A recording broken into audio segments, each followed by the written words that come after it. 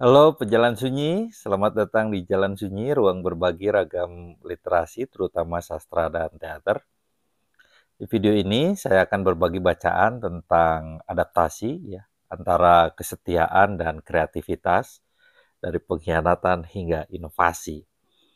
Hal-hal yang akan dibahas antara lain adalah hal-hal yang familiar dan pengkhianatan dalam adaptasi, adaptasi dan dinamika budaya, adaptasi sebagai bentuk yang mandiri, dan bagaimana memperlakukan adaptasi sebagai adaptasi, perlu atau tidak kesetiaan terhadap teks aslinya, dan 3 perspektif dalam adaptasi.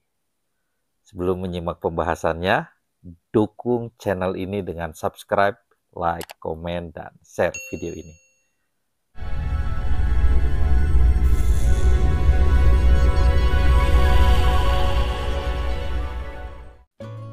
Adaptasi ada di mana-mana, di film, serial TV, teater, novel, komik, bahkan taman hiburan dan video game. Saking umumnya, ada juga film yang membahas tentang proses adaptasi itu sendiri, seperti film Adaptation. Tokoh Charlie Kaufman ini mengalami dilema sebagai pengadaptasi. Ia merasa bertanggung jawab terhadap pengarang dan buku yang diadaptasinya. Ia khawatir bahwa proses adaptasi adalah bentuk perampasan, di mana cerita orang lain diambil dan disaring melalui perspektif serta kreativitas dirinya sendiri. Dengan demikian, pengadaptasi pertama-tama adalah seorang penafsir, kemudian seorang pencipta.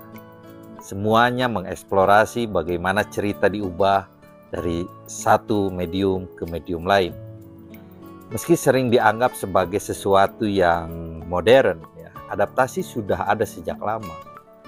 Shakespeare misalnya mengadaptasi kisah-kisah lama menjadi pertunjukan teater yang bisa dinikmati oleh audiens yang baru. Banyak seniman dan penulis Indonesia juga, misalnya seperti Utui Tatangsontani mengadaptasi cerita rakyat Sangkuriang, ya, lalu Pramudia Anantatur, ya, dan Rendra juga ya mengadaptasi berbagai karya klasik dunia seperti Macbeth karya Shakespeare ya, dan juga ada Nano Riantiarno misalnya ya, opera Kecoa itu merupakan juga adaptasi dari The Threepenny Opera ya, karya Bertolt Brecht, tentu saja dengan sentuhan realitas sosial Indonesia. Ada juga film Riri Riza mengadaptasi novel Laskar Pelangi karya Andrea Hirata, dan masih banyak contoh lainnya ya. Semuanya mengisahkan ulang cerita yang sudah dikenal dalam bentuk yang berbeda. Senada dengan pemikiran Walter Benjamin bahwa storytelling atau mendongeng bercerita selalu merupakan seni mengulang cerita. Ini menunjukkan betapa mendalamnya peran adaptasi dalam budaya kita.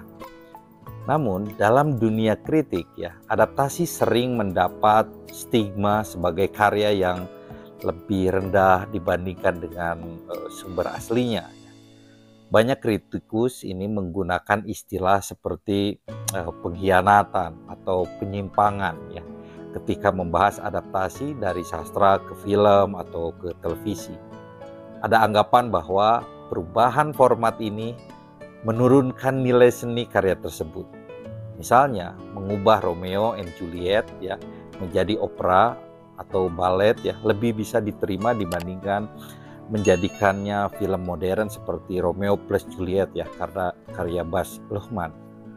Hal ini menunjukkan bahwa adaptasi seringkali dinilai berdasarkan hierarki media. Jika dianggap menurunkan kualitas karya, respon publik cenderung negatif. Sejak awal perkembangan film, kritik terhadap adaptasi ini sudah muncul. Pada tahun 1926, Virginia Woolf mengkritik bahwa film menyederhanakan karya sastra dan menyebutnya sebagai parasit. Namun ia juga mengakui bahwa film memiliki bahasanya sendiri yang unik, berbeda dari sastra, tetapi tetap bernilai seni. Ahli semiotika film, Christian Metz, juga menegaskan bahwa sinema punya cara tersendiri dalam bercerita. Jadi bukan lebih baik atau lebih buruk dari sastra, tetapi hanya berbeda. Hal yang sama juga berlaku untuk berbagai bentuk adaptasi lain seperti musikal, opera, balet, yang menampilkan kembali cerita lama dengan gaya mereka masing-masing. Adaptasi bukan hanya sekadar menyalin, tetapi juga menafsirkan, menyederhanakan, dan memberikan perspektif baru terhadap karya yang asli. Jika adaptasi sering dikritik, mengapa tetap begitu populer? Bahkan mengapa jumlahnya terus bertambah? Faktanya, sebagian besar film dan acara TV sukses di Barat adalah hasil adaptasi. Data tahun 92 menunjukkan bahwa 85% film pemenang Oscar kategori Best Picture adalah adaptasi. Begitu juga dengan 95% miniseri pemenang Emmy dan 70% film TV .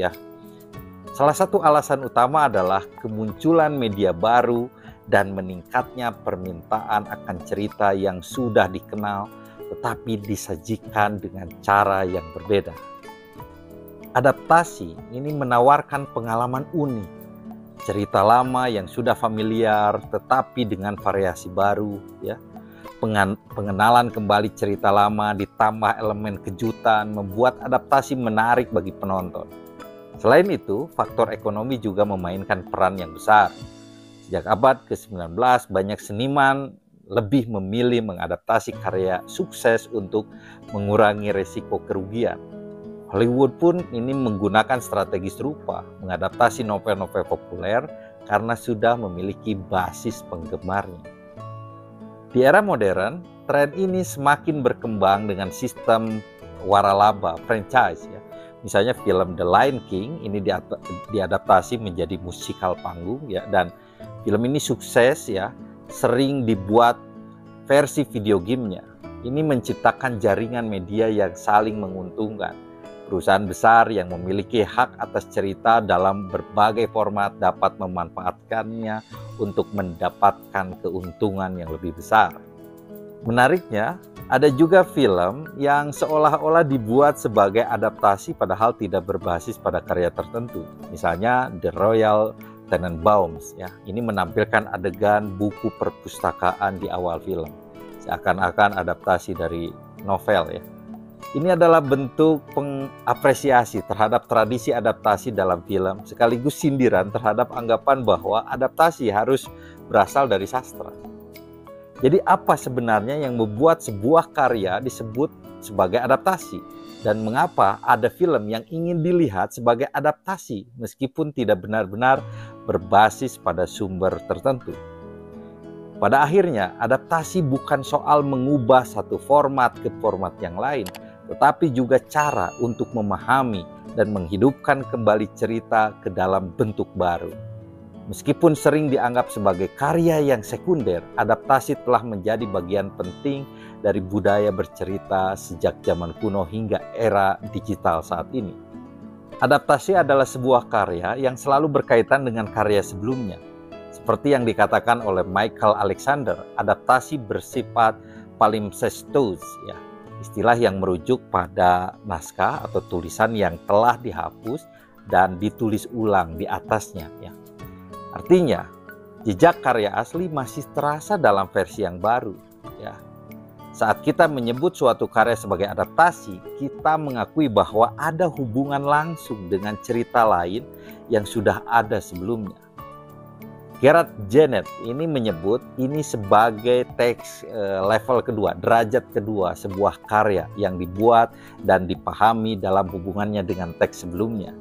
Itulah sebabnya studi tentang adaptasi sering bersifat komparatif, membandingkan versi baru dengan versi aslinya.